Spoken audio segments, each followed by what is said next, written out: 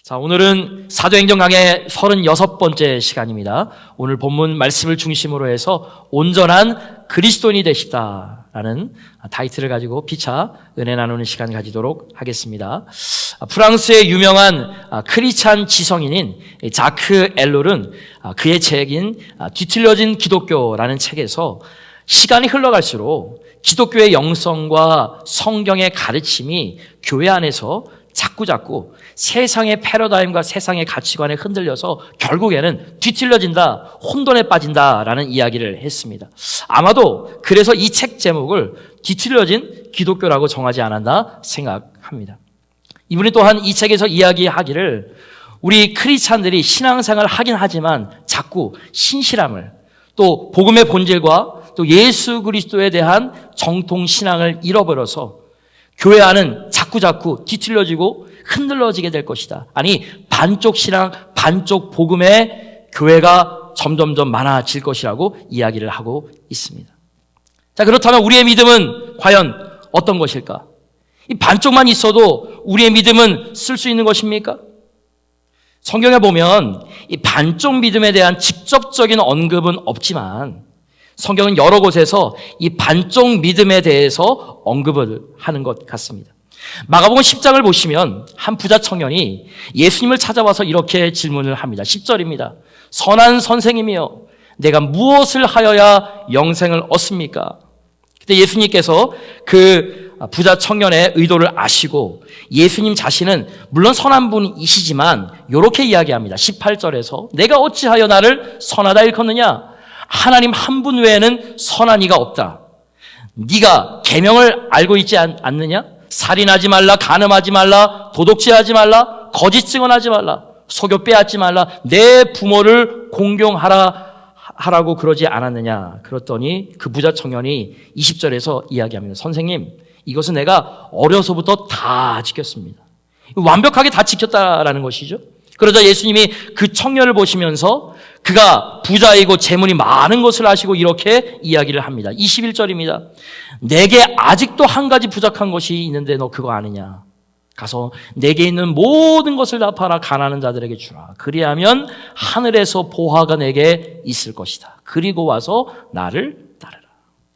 성경은 그 부자 청년이 재물이 굉장히 많은 고로 이 말씀을 인하여 슬픈 기색을 띠고 근심하며 돌아갔다라고 이야기하고 있습니다. 그리고 그가 돌아가고 나서 예수님께서 제자들에게 이르시기를 23절입니다.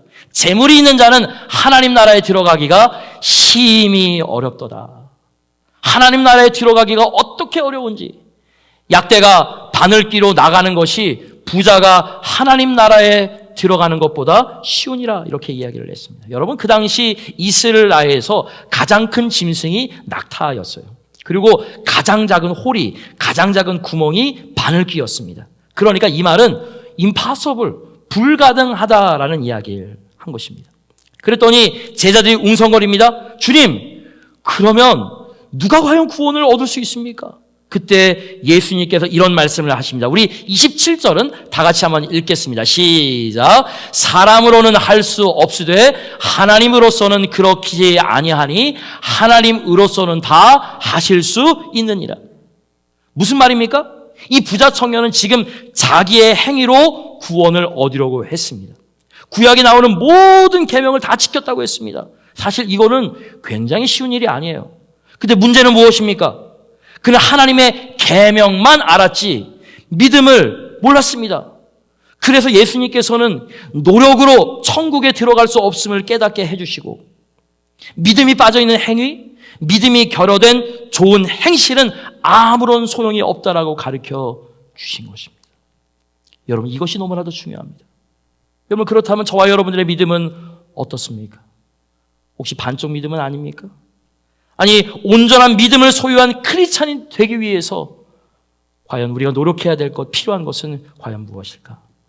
여기에 대해서 살펴보면서 영적인 교훈을 얻고자 하는데요. 첫 번째로 우리가 온전한 크리스찬이 되기 위해서 필요한 것, 크게 따라해 보시기 바랍니다. 반쪽짜리 믿음을 버리자. 자, 오늘 본문을 보면 두 사건이 등장하는데 먼저 24절을 보시면 아볼로에 대해서 이렇게 소개해주고 있습니다. 우리 다 같이 읽습니다. 시작. 알렉산드리아에서 난 아볼로라 하는 유대인이 에베소에 이르니 이 사람은 언변이 좋고 성경에 능통한 자라. 이 본문 말씀을 보니까 이 아볼로는 이 헬라파 유대인이라고 소개하고 있죠. 디아스포라, 즉 본국에서 자라난 유대인이 아니고 이방 나라에서 자라난 유대인이었습니다. 아마 우리들의 자녀들처럼 부모님들이 이민 가서 이 알렉산드리아라고 하는 곳에서 태어난 사람 같습니다. 자, 우리가 이 아볼로가 누군지 알기 위해서는 이 알렉산드리아라는 지명을 좀 연구해 볼 필요가 있습니다. 지도를 보시면 아시겠지만 이 알렉산드리아는요, 지금 오늘날의 그 아프리카 북쪽을 가리키는 것입니다. 이집트, 이 애굽의 최북단에 위치한 이 거대한 도시였고요. 나일강에서 약 한 20마일 정도밖에 떨어지지 않은 도시였습니다. 또한 이 알렉산드리아는요, 이 자연 발생적으로 생긴 도시가 아니었어요. 요즘에는 도시 개발이 좀 많이 발달되어서 인위적으로 만든 도시들이 많이 있지 않습니까? 그런 개념으로 보시면 됩니다. 그래서 이 알렉산드리아, 이 도시는 주전 323년에 알렉산더 대왕이 자기의 이름을 따서 마음먹고 큰 도시를 건설했습니다. 그래서 이름이 알렉산드리아입니다. 근데 놀랍게도 이 당시에 이 알렉산드리아에서는 인구가 유대교인만 해도 100만 명이나 살았습니다. 그 당시에 이 알렉산드리아에 5구가 있었거든요. 유대인들은 2개 구에 살고 있었습니다. 그러니까 한 개 구가 50만이었어요. 그러니까 이 5개 구를 다 합치면은 한 250만 정도 인구가 되는 것이죠. 이 오늘날만 해도 250만 그러면 굉장히 큰 도시가 아닙니까? 근데 지금서부터 2000년 전에 250만의 인구가 살고 있었던 것입니다. 그래서 그 당시 제일 큰 도시는, 세상에서 제일 큰 도시는 로마였고 제2의 도시가 바로 알렉산드리아 시티였습니다. 게다가 이 알렉산드리아는요, 종교와 철학과 정치가 함께 공존했었던 곳입니다. 또한 우리가 이곳에 대해서 특별히 알아야 할 사항이 있습니다. 이 알렉산드리아에 사는 유대인들은요, 성경을 너무나도 귀중하게 생각을 했어요. 그런데 그곳에 많은 유대인들이 히브리 말을 몰랐습니다. 여러분들 자녀들도 그렇죠. 우리가 한국말을 가르쳐야 되는데 한국말 안 하려고 하는 애들은 나중에 되면 한국말 잘 못하잖아요. 그랬던 것 같아요. 똑같은 이 프로블럼이 있었던 것 같아요. 그래서 그들을 위해서 히브리 성경을 헬라어로 번역했습니다. 그 번역한 성경이 보시면은 70인형이라고 하는 것입니다. 70인의 학자가 번역했다. 히브리어 성경을 헬라어로 번역했다. 코인의 그리기로 번역했다. 그래서 70인형입니다. 여러분 생각해 보세요. 이런 환경에서 자라난 아볼로이기 때문에 너무나도 자연스럽게 학문과 성경을 겸비할 수밖에 없었겠죠. 또한 이 당시 알렉산드리아에 사는 유대인들은요, 독특한 신학 체계 개발했는데 그들을 가리켜서 교회 학자들은 알렉산드리아 학파라고 이렇게 부릅니다. 이들이 성경을 어떻게 해석하느라고 애썼는가 하면 성경이 단순한 토라, 이 율법이 아닌 메시아 중심적으로 창세기서부터 말라기까지 다 해석해야 된다, 이렇게 했었습니다. 그래서 아볼로는 예수를 만난 적도 없고 사도들과 접촉한 적도 없었지만 자연스럽게 이러한 영향을 받아 예수님에 대해서, 메시아에 대해서 상당한 해박한 지식을 가졌던 것 같습니다.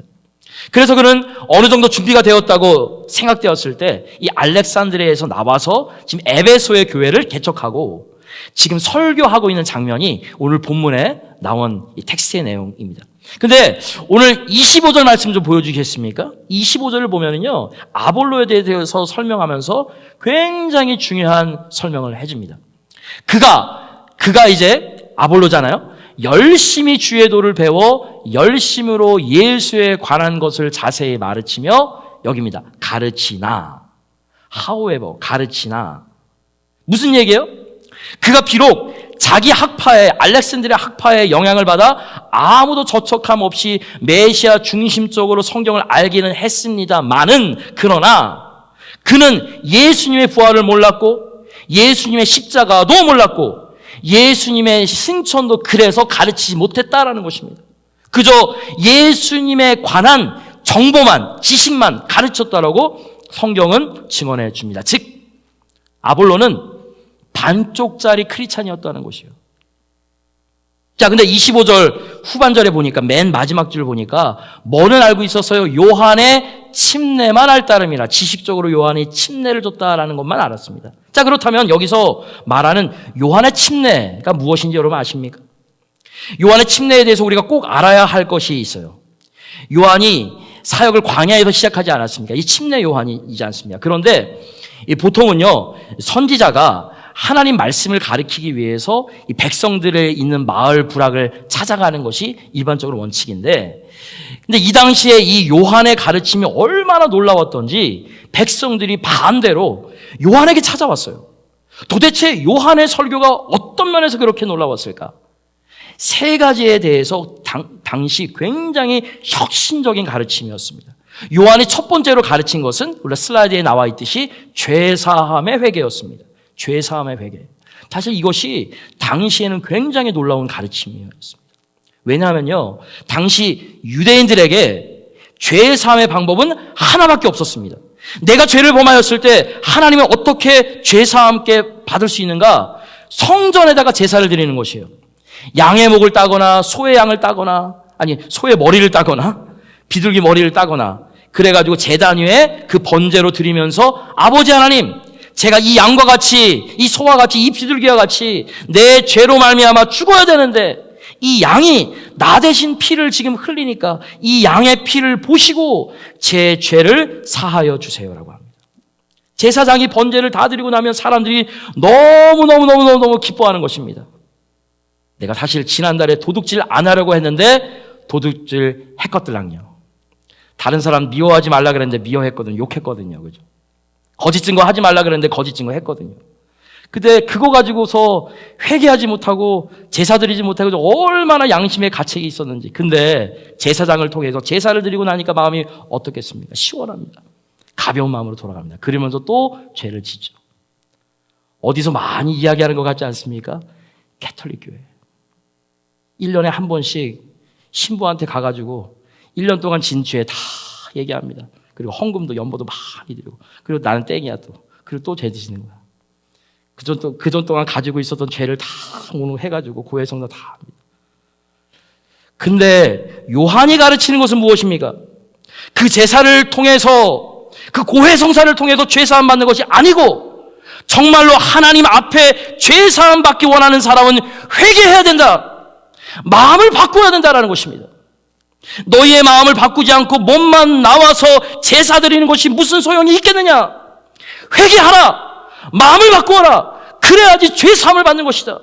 이 가르침이 당시 백성들 마음속에 너무나도 센세이션이었습니다. 안 그래도 이 구약 성경을 읽어보면 사실은 이 말씀이 맞는 것 같기는 한데, 드디어 올바른 right prophecy가 온 것입니다. 올바른 선지자가 나온 것입니다.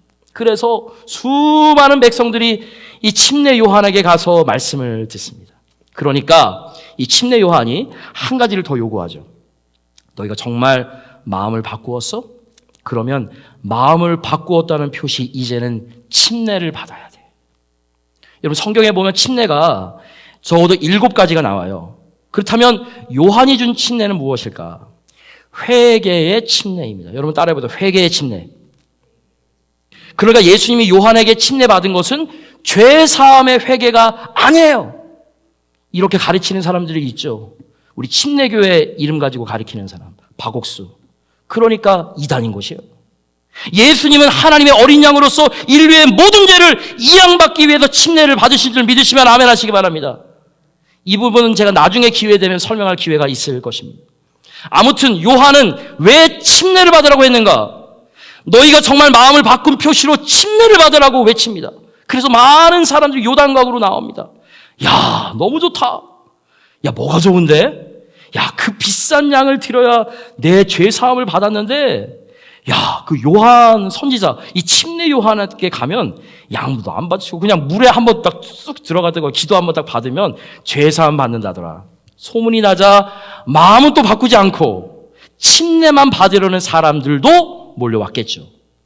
그래서 침례 요한이 그런 사람들을 향해서 뭐라고 외칩니까? 이 독사의 자식들아, 누가 너희에게 임박한 진노를 피하려고 하더냐? 너희는 마음을 바꿔야 되는 것이야. 회개해야 되는 것이야. 그래서 어떤 분은 이야기합니다. 목사님, 저는 마음 바꿨으니까 침례 안 받아도 되죠? 아니에요. 그래서 받아야 되는 것이에요. 그리고 요한이 마지막으로 가르친 것은 세 번째로 장차 오실 분 예수 그리스도였습니다. 요한은 계속해서 나는 아무것도 아니다. 내가 너희에게 죄를 회개하라고 하지만 이 회개는 시작에 불과하다. 아무것도 아니다. 너희에게 참 생명을 주실 이가 내 뒤에 오신다. 나는 그분에 비하면 신들매도, 그러니까 신발끈도 매지 못할 너무나도 작은 사람이다. 연약한 사람이다. 한마디로 말하면 요한의 사역, 이 요한의 침례는 무엇입니까? 생명을 받기 위한 준비 사역인 줄 믿으시기 바랍니다. 여러분 생각해 보세요. 회개 자체가 우리에게 생명 줄 수 있습니까? 아니에요. 성경에 물론 회개해야 구원받는다고 이야기는 하지만 회개만 가지고는 안 됩니다. 생명은 누가 주시는 것입니까? 하나님인 줄 믿으시면 아멘 하시기 바랍니다. 회개는 우리가 해야죠. 내가 해야죠. 나의 준비죠. 내가 회개했다고 내게 생명이 오는 것은 아닙니다. 생명의 본질은 누가 주시는가? 예수님이 친히 주시는 줄 믿으시면 아멘 하시기 바랍니다. 하나님이 주셔야 되는 것이에요. 그러면 요한의 사역은 무엇인가? 그 생명을 받도록 하기 위해서 사람들의 마음 밭을 준비시킨 것에 불과합니다. 자, 오늘 본문으로 다시 와보세요. 그런데 아볼로는 메시아도 알고 예수님도 알았습니다. 지식적으로 알았어요.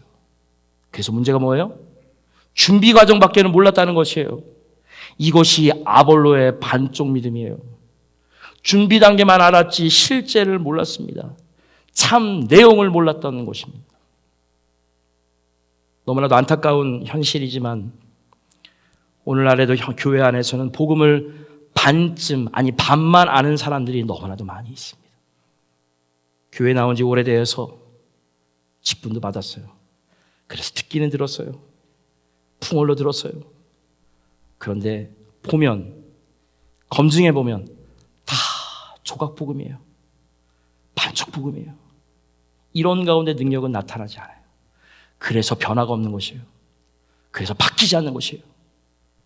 그래서 하나님의 은혜가 그 사람에게 임하지 않는 것이에요. 그렇다면 과연 하나님께 은혜를 받는 온전한 크리스찬이 되기 위해서 무엇이 필요한지 아십니까? 크게 따라해 보시기 바랍니다. 성령 충만한 믿음의 사람이 되자. 자, 이렇게 아볼로가 이 복음을 모른 채 설교를 하고 있는데 그 교회 회중 가운데 고린도에서 한 평신도가 찾아왔습니다. 그들 부부의 이름 제가 지난번에 아주 간단하게 소개해 줬죠. 우리가 잘 아는 브리스길라와 아굴라입니다. 자, 브리스길라와 아굴라가 이 아볼로를 보니까 굉장히 언변이 좋고 성경 지식도 많고 아무튼 나무랄 데가 없습니다. 저 같았나 봐요, 아마. 농담입니다. 근데 가만히 들여다 보니까 복음이 부족해요. 그래서 어떻게 했습니까? 브리스길라와 아굴라 부부가 예배가 끝나자마자 아볼로의 멱살을 막 붙잡고 내가 목사인데 뭐 복음도 모르냐? 그래갖고 어떻게 설교한다고 강단에 선단 말이냐? 당장 내려와! 그랬습니까? 아닙니다. 그러지 않았습니다. 아마 뭐 성경에는 안 나와 있지만 아마 조용히 집으로 불러오지 않았겠습니까? 그리고 나서 이 목사님에게 아주 저녁 식사 초대를 하고 그리고 복음을 소개해 주지 않았겠습니까? 아볼로가 그 순간 완벽한 복음을 깨달은 줄 믿습니다. 근데 여러분 여기서 한번 좀 생각해 보세요. 여러분 누가 누구를 가르쳤어요? 평신도가 목사를 가르친 거예요. 스승이 제자에게 배운 것입니다. 저는 이 장면에서 우리 모든 크리스찬들이 이러한 자세가 저는 필요하다고 생각을 합니다. 오늘날 사람들은 직분 받았다고 하면은요 더 이상 배우려 하지 않아요. 아니 더 심각하게 좀 얘기를 해볼까요? 아무에게도 배우려 하지 않습니다. 아무에게도 이야기 들으려고 그러지 않습니다. 그러나 교회는 그런 곳이 아니에요. 목사가 저는요 주일학교 가서 주일학교 아이들이 오늘 사모님에게 아니면 우리 천투지 집사님에게 아니면 피터 전사님한테 배운 거 나에게 한번 얘기해 줘봐. 내가 몰랐던 거, 내가 은혜 받은 거, 내가 또 은혜 받아가지고 배울 수 있는 곳, 그런 것이 저는 교회가 되어야 된다고 생각을 합니다. 그래서 저는 날마다 설교하는 것이 사실은 부담스러워요.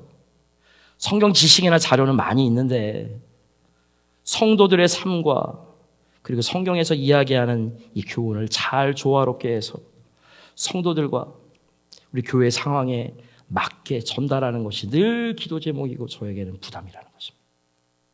저뿐만이 아니죠. 우리 소망하기는 우리 제일사랑교회, 우리 제일사랑 침례교회 성도님들 모두가 서로가 서로에게 가르침으로 완벽한 복음과 하나님의 말씀을 서로에게 나누어주고 서로에게 가르치고 우리 피드백 받을 수 있는 아름다운 교회가 되길 주의 이름으로 축원합니다. 자, 계속적으로 이제 우리 19장을 좀 넘어가 보도록 하겠습니다. 19장에 딱 보니까 에베소에 또 다른 사람들이 등장을 하죠. 성경은 그 사람들을 뭐라고 이야기하는지 우리 다 같이 한번 1절 읽어보도록 하겠습니다. 시작. 아볼로가 고린도에 있을 때에 바울이 윗지방으로 다녀 에베소에 와서 어떤 제자들을 만나. 여러분, 이 제자라고 하는 단어를 주목하시기 바랍니다.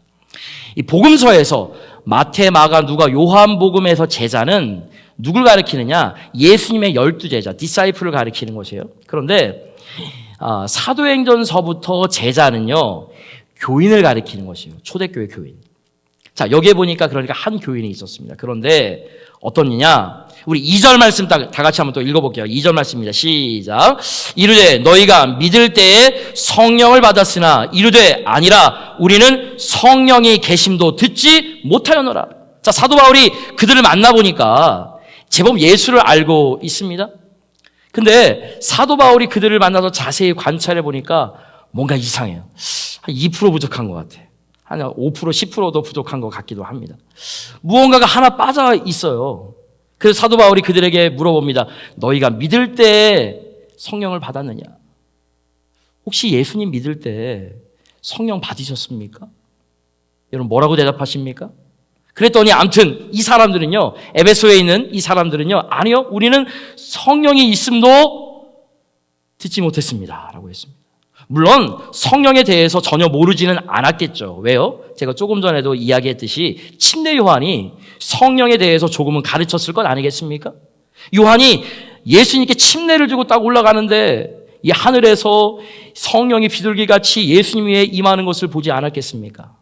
그러니까 이 사람들이 성령의 존재는 가르쳤지만 성령이 이 땅 위에 오신 것을 그들은 몰랐다는 것입니다. 그냥 예수님께만 성령이 임재하는 것이겠지 막연하게 지식적으로만 알았던 것 같습니다. 이들이 왜 이렇게 반쪽 믿음을 갖게 되었을까? 성경도 알았고 성령도 알았고 복음도 알았습니다. 그러나 전혀 성령과 상관없는 마음에 거듭남이 없는, 마음에 중생함이 없는 신앙생활을 그들은 하고 있었습니다. 이유가 왜 그런지 아세요? 주목하세요. 누구에게 배웠어요? 아볼로에게 배웠기 때문에 그렇습니다. 아볼로가 어디서 목회했어요? 에베소에서 했어요. 그래서 먼저 믿은 자들의 책임이 너무나도 중요한 것입니다. 목회자가 하나님의 말씀을 가감없이 신실하게 여기에 있는 대로 전해야 되는 것이에요. 말씀을 듣는 여러분들도 그것이 하나님의 말씀이라면 아멘으로 받아들이고, 나에게 때로는 성령께서 찔림이 오더라도 내가 회개해야 되는 것이지, 내가 깨어져야지, 그러면서 받아들이는 것입니다. 왜 우리가 온전한 복음으로 무장을 해야 되는지 아세요? 무서운 사실이 하나 있어요. 아볼로를 보세요. 우리가 반쪽 복음을 가지고 전도할 경우에는 다른 사람들을 결국 반쪽 복음을 받는 자로, 반쪽 크리스찬으로 만들 수밖에 없다라는 것입니다. 그래서 우리가 온전한 크리스찬이 되어야 되는 것이에요. 그리고 온전한 하나님의 말씀을 받고 온전한 하나님의 말씀을 나누고 가르치는 크리스찬들이 되어야 된다는 것입니다. 자, 그렇다면 여러분들은 온전한 믿음을 가지셨습니까? 오늘 이 에베소 교회 교인들 성령 없이 예수님을 믿었어요. 즉 믿기는 믿었는데 학습으로 말미암아 믿은 것입니다. 이것이 문제였어요. 교리를 배웠을 뿐입니다. 지식을 통해서 말씀을 배웠을 뿐입니다. 복음을 그저 교과서 배우듯이 배웠을 뿐입니다. 그래서 그 복음을 머리로는 알아요. 그러나 예수 그리스도를 마음에 영접한 경험이 없어요. 그 결과 성령님이 마음에 계시지 않아요. 겉은 교인이나 속은 아무런 생명이 없는 교인들, 그들이 바로 에베소 교인들이었습니다. 여러분, 그다지 좋은 예는 아니지만 여러분들의 이해를 위해서 좀 예를 하나 들도록 하겠습니다. 다음 슬라이드 보여주시겠어요? 한국에는 무당이 상당히 많지 않습니까? 사진이 왜 안 뜨지? 예? 근데 제가 예전에 부산에서 목회하시는 분께 들었는데 부산에만 3만 명의 무당이 있다고 합니다. 그러니까 전국으로 따지면은 정말로 많을 것 같습니다. 근데 이 모든 무당은요, 이 두 가지로 나뉜다고 합니다. 사실 이게 안 보여도 괜찮아요. 이제 무당 사진 이렇게 띄웠는데 무당 사진은 안 나와도 돼요. 그냥 중요한 건 이거니까요. 그죠? 한 가지가 어떤 무당이냐? 습득무당입니다. 이게 한자를 잘 보시면 돼요. 이 습득무당은 뭡니까? 배워서 모든 무당의 말과 행위를 그대로 다 해요. 점도 치고 춤도 추고 다 합니다. 근데 다른 무당이 하는 모든 것을 자세히 보고 습득해서 배워서 하는 무당을 가리키는 것입니다. 한국에 있는 무당 가운데 10에 9은, 아마 더 이상은 아마 습득무당이라고 생각하시면 돼요. 근데 무서운 정말 무당이 있습니다. 그게 바로 강신무당이에요. 이 무당은 어떤 사람이냐? 정말 신을 받은 무당입니다. 그래서 저 같은 사람이 가면요, 이 강신무당은 딱 그래요. 아유, 목사님 어서 오세요. 대본 알아봅니다. 그러니까 신이 있어요. 귀신이 정말 있는 것입니다. 그런 사람이 정말 있어요. 그렇죠? 그래서 이 강신무당이 여러분들 뭐 알아맞히는 것에 대해서 아이고 뭐 딸이 뭐 이름이 뭐 그러니까 그리 놀라지 마시기 바랍니다. 그러니까 진짜 있기는 있어요. 그런데 제가 이야기하고 싶은 것은 습득무당, 강신무당, 습득무당이 사실 가짜라는 것입니다. 제가 여기까지만 얘기할게요. 제가 무당 뭐 얘기하는 사람도 아니고, 그죠? 그래서 참 이런 생각 한번 해보셨습니까? 교인들 가운데서도, 크리스찬 가운데도 습득교인이 될 수 있고, 강신교인. 여기서 신자는 성령 신자를 써서 강신교인이 있을 수가 있다, 없다? 있을 수가 있다. 잘 생각해 보시기 바랍니다. 습득교인. 이들은요, 다른 교인과 똑같이 행동을 하겠죠. 예배도 드리고, 찬송도 드리고, 성경도 보고, 교회 가서 봉사도 하고, 11조도 하고, 헌금도 하고, 겉으로 보면 똑같습니다. 그런데 왜 그렇게 할 수 있습니까? 습득해서 할 수 있습니다. 어려서부터 모태신앙 속에서 부모님 보고서 배웠습니다. 교회 나온 지 1년, 2년, 10년, 20년, 30년 동안 배웠습니다. 그런데 문제는 무엇입니까? 그 안에 성령 하나님이 계시지 않다라는 것입니다. 지금 사도행전 19장에 나오는 이 에베소 교인들이 바로 그러한 교인이었다고 누가는 소개하고 있는 것이에요. 이들도 알 것은 다 알아요. 할 것은 다 해요. 그러나 그 안에 생명이 없습니다. 참 예배의 기쁨을 느낀 적도 없어요. 참으로 깊은 기도의 맛을 본 적도 없어요. 그저 배워서 예배드리고 배워서 찬송 부를 뿐입니다. 그래서 곡조가 좋을 때는 막 신이 납니다. 할렐루야. 그리고 나하고 안 맞으면 나 싫은 거 찬양하고 난다 그러면 그냥 자버립니다. 안 불러버립니다. 기분이 좋으면 헌금도 해버리지만 기분 나쁘면 에이 안 해. 전도도 합니다. 성경도 읽고 공부합니다. 얼마든지 교회 직분자로 여러 모양으로 섬길 수도 있겠죠. 그러나 그 안에는 생명이 없는 습득 교인이 될 수 있는 것입니다. 교회에서 문제를 일으키는 사람 다 습득 교인인 것입니다. 그렇다면 반대로 습득 목사는 될 수 없습니까? 있어요. 생각해 보세요. 제가 기도하지 않고 성령 충만하지 않고 지식적으로 신학교만 10년 다녔으니까 설교할 수 있어요? 없어요? 할 수 있죠. 여러분들은 몰라요. 그러나 하나님은 아실 거예요.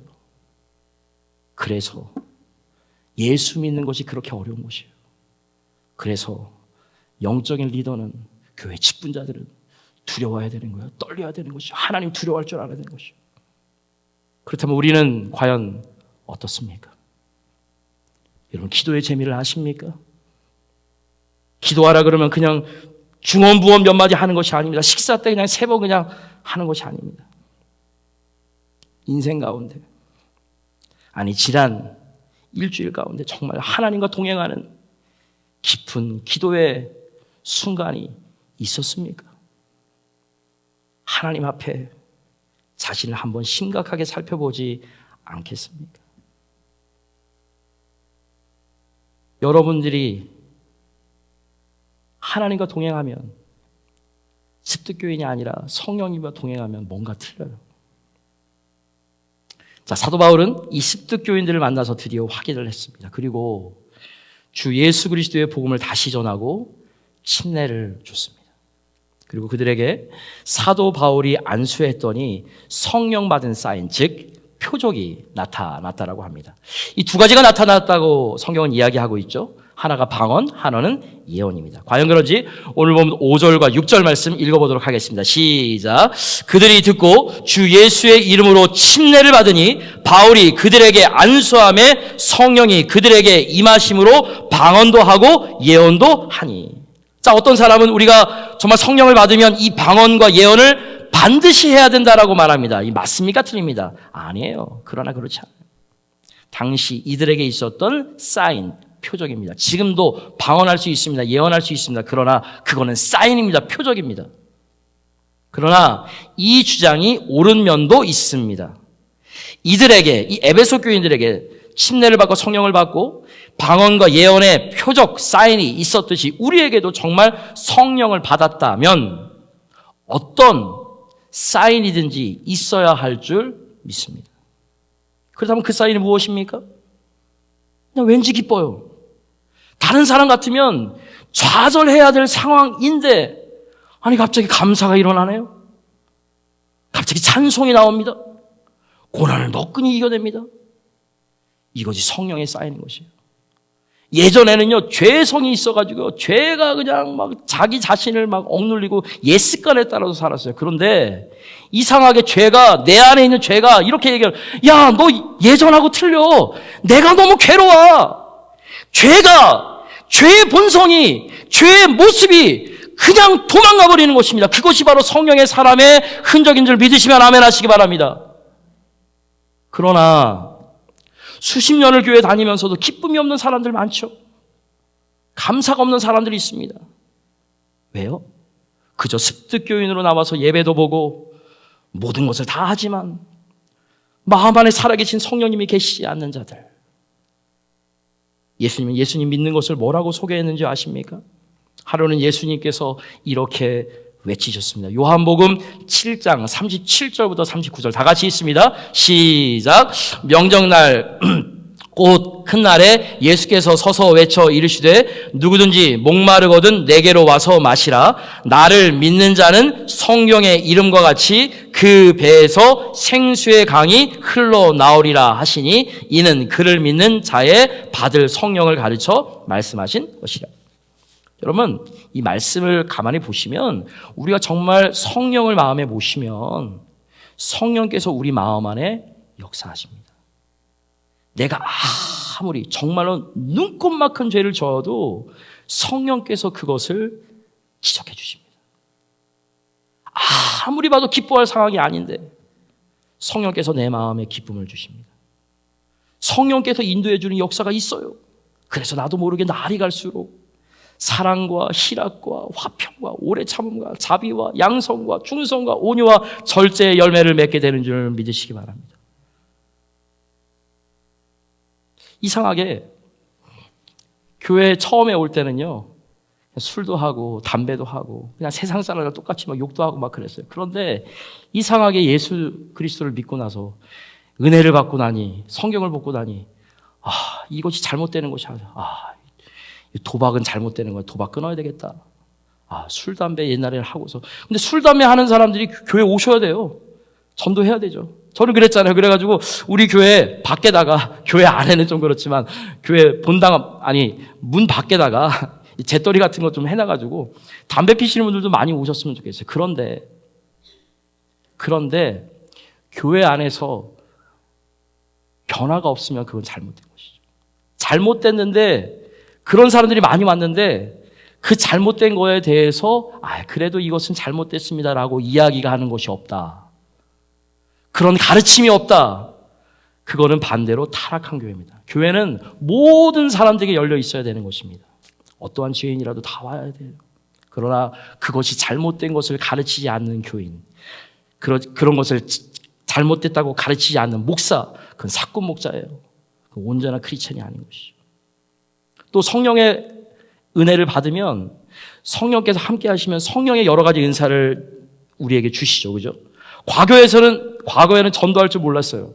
그러나 간절히 기도했더니 살아계신 성령 하나님께서 내가 전도할 수 있도록 여러 가지 은사를 주세요. 복음을 전하고 싶은 열망이 생깁니다. 어떤 성도님이 저에게 이런 말씀을 하셨습니다. 목사님, 제가 신앙생활을 오래 했지만 예수 믿으라고 말하기가 너무나도 부끄러워가지고 그죠? 제가 지금까지 예수 믿는 것을 감췄습니다. 근데 웬일인지 지금은 사람들을 만나면 자꾸 교회 같이 가자고, 우리 목사님 좋다, 우리 교회 좋다, 예수 믿으라고 전도하고 싶습니다.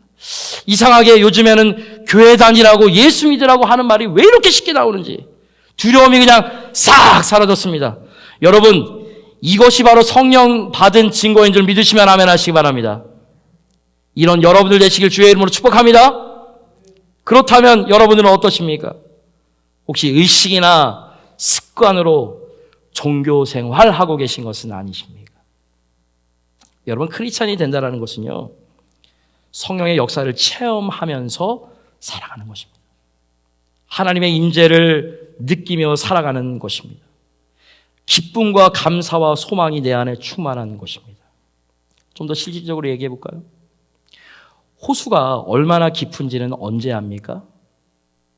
홍수가 났을 때. 그러면 믿음은 언제 증명이 됩니까? 어려움 처해봤을 때. 저 사람이 저 상황 가운데 예배에 나오네? 저 사람이 저런 가운데 기도하네? 여러분, 정말 하나님께서 원하시는 물질의 청지기적인 삶을 살아가잖아요? 그럼 내가 돈이 없어도 내가 11조를 줄이는 것이 아니에요. 하나님, 내가 차 좀 작은 거 타겠습니다. 내가 외식하는 거 줄여가지고 11조 내야죠. 어렵고 힘들 때일수록 내가 교회 더 지켜야죠. 내가 더 기도하겠습니다. 어렵고 힘들수록 하나님께 더 기도해야죠. 더 매달려야죠. 더 무릎 꿇어야죠. 더 봉사해야죠. 예전에는요, 다른 사람들 오면은, 내가 싫어하는 사람이 오면은, 이쪽으로 가야지. 근데 성령의 은혜를 받잖아요. 그러면은, 내가 품어야지. 주여. 물론 힘들겠죠. 그러니까, 주여. 그렇게 되는 것이 성령의 사람인 줄 믿으시면 아멘 하시기 바랍니다. 나는 왜 분명 예수를 믿었는데 현재 성령의 역사를 느끼지 못할까? 둘 중에 하나예요. 과거에 예수를 진실로 믿지 않았던지, 아니면 과거에 분명히 예수를 믿고 거듭났지만 그때 이후로 예수를 믿지 않았던 것이에요. 많은 사람들이 믿음을 과거적으로만 생각을 합니다. 해석합니다.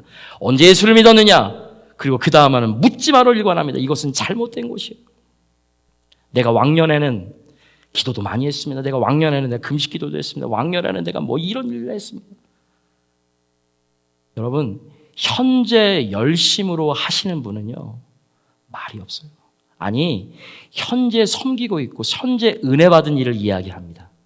예전에 했던 일을 자꾸 자랑하시는 분들은 무슨 얘기인지 아세요? 현재는 은혜가 없다는 거. 현재는 내가 하나님 앞에 헌신하고 봉사하지 않고 믿음대로 살지 않다는 거예요. 성경이 말하는 믿음은 언제나 과거 플러스 현재입니다. 과거에 내가 예수 그리스도를 나의 구주로 영접했다면 거기서 끝나는 것이 아니에요. 거기서 끝나버리면 나는 영혼은 물론 구원받겠지만 불신자처럼 변화 없이 생활하게 됩니다. 믿음이란 오늘도 믿어야 하는 것인 줄 믿으시기 바랍니다. 그래서 성경에서 믿으라고 선포할 때는요, 믿음은 항상 언제나 시제를 현재 시제로 썼다는 거 여러분 아세요? 한 번만 믿을 것이 아니라 계속해서 믿음 생활을 이어져 나가야 된다는 것입니다. 과거에 한 번 믿음이 나의 영혼을 구원할 수는 있겠지만 이 땅에서의 내 생활을 보장해 주지는 못하는 것이에요. 그러므로 우리는 오늘도 믿어야 함을 믿으시면 아멘 하시기 바랍니다. 하루는 제자들이 예수님께 나와서 이런 질문을 했습니다. 요한복음 6장 28절 29절 다 같이 있습니다. 시작. 그들이 묻되 어떻게 하여야 하나님의 일을 하오리이까? 예수께서 대답하여 이르시되 하나님께서 보내신 이를 믿는 것이 하나님의 일이니라 하시니. 지금 이렇게 물어봅니다. 주님, 우리가 어떻게 해야지 하나님의 일을 할 수 있습니까? 그때 예수님께서 놀라운 말씀을 하시죠. 제자들은 생각하기를 야, 복음 전도해라, 뭐 선교사님도 와라, 아니면 우리가 선교 가자 이럴 줄 알았습니다. 근데 주님은 뜻밖의 뭐라고 얘기하세요? 나를 보내신 이를 믿는 것이 하나님의 일이래요. 여러분, 성령의 역사를 느끼기 원하십니까? 주님을 정말로 신실하게 믿으시길 바랍니다. 과거에 만났던 예수님 자랑하지 마시고, 더 이상 자랑하지 마시고, 우리 안에 계신 예수님을 만나시기 바랍니다. 그리고 그분과 교제하시기 바랍니다. 성령 충만 받는 비결은요, 한 가지만 더 얘기할게요. 성령을 소멸치 않는 것이라고 했습니다. 여러분, 혹시 볼펜이 있으신 분들은, 물론 제가 믿음의 삶 때 다 가르쳤지만 항상 우리가 까먹잖아요. 한번 적어보시면 좋을 거예요. 성령 소멸이 무엇인지 아십니까? 우리가 정말 구원받았다라면 내가 말로 실수할 때, 죄를 지을 때, 불순종할 때 예수님께서 내 마음을 깨닫게 해주시잖아요. 그죠? 근데 그것을 막 무시해버려요. 회개해야 되는데 다 무시해버려요. 성령님이 지적해 주시는 음성보다 다 무시해버립니다. 여러분, 여기서부터 잘 들으세요. 성령님의 음성을 한 번 무시하고 두 번 무시하고 계속 무시하면 어떤 일이 생기는지 아세요? 성령이 소멸됩니다. 성령이 소멸된다고 할 때 성령이 없어지는 건 아니에요. 우리가 예수 그리스도를 믿었다면, 구주를 영접했다라면 성령은 없어지지 않아요. 성령 침례에 대한 얘기예요. 없어지지는 않지만 거의 없어진 것처럼 역사하지 않아요. 그래서 우리 성화의 믿음이 그렇게 중요한 것이에요. 소멸이란, 여기서 성령 소멸에서 소멸이란 활활 타오는 불에 물을 확 끼얹는 것을 말합니다. 그러나 우리가 성령님의 음성에 계속 순종해 보십시오. 찬송하라 그럴 때 찬송하고, 기도하라 그럴 때 그저 길을 가다가도 기도해 보십시오. 성령님의 음성에 한번 순종해 보십시오. 성령께서 우리 안에 살아 움직일 줄 믿습니다. 그래서 성령 충만하기를 위해서 간절하게 기도하고 애써야 되는 것입니다. 그렇다면 하나님 앞에서 나의 신앙을 한번 점검해 보시기 바랍니다. 우리는 예수를 믿었다고 입술로 고백했지만 성령의 역사를 느끼지 못하고 살아오지는 않았습니까? 날마다 불평하며 원망하며 짜증내며 살아오지는 않았습니까? 기쁨도 다 살아버리지는 않았습니까? 어찌할 수 없는 우리 마음에 이 시간 성령 충만하기를 주의 이름으로 축원합니다. 저도 때로는 목회하다가 어려움이 있잖아요. 그죠? 근데 하나님께서 저에게 이런 느낌을 주셨어요. 그 관계 때문에, 그 어려움 때문에 네가 왜 기도하냐? 이 목사, 네가 나를 더 사랑하지 않아서 울은 적 있어? 그렇게 물어보시더라고요. 그때 제가 철저하게 얘기했어요. 아, 그렇구나. 내가 하나님 더 사랑해야 되는데. 사랑하는 성도 여러분, 여러분은 습득교인입니까? 아니면 정말 성령과 동행하는, 성령의 이끌림을 받는 살아있는 교인입니까?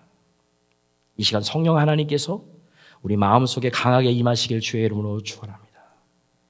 그래서 날마다 산제사로 아름다운 신앙생활을 하셔서 이제는 반쪽 복음, 반쪽 믿음이 아닌 온전한 성령 충만한 믿음의 사람 되시길 주의 이름으로 축원합니다.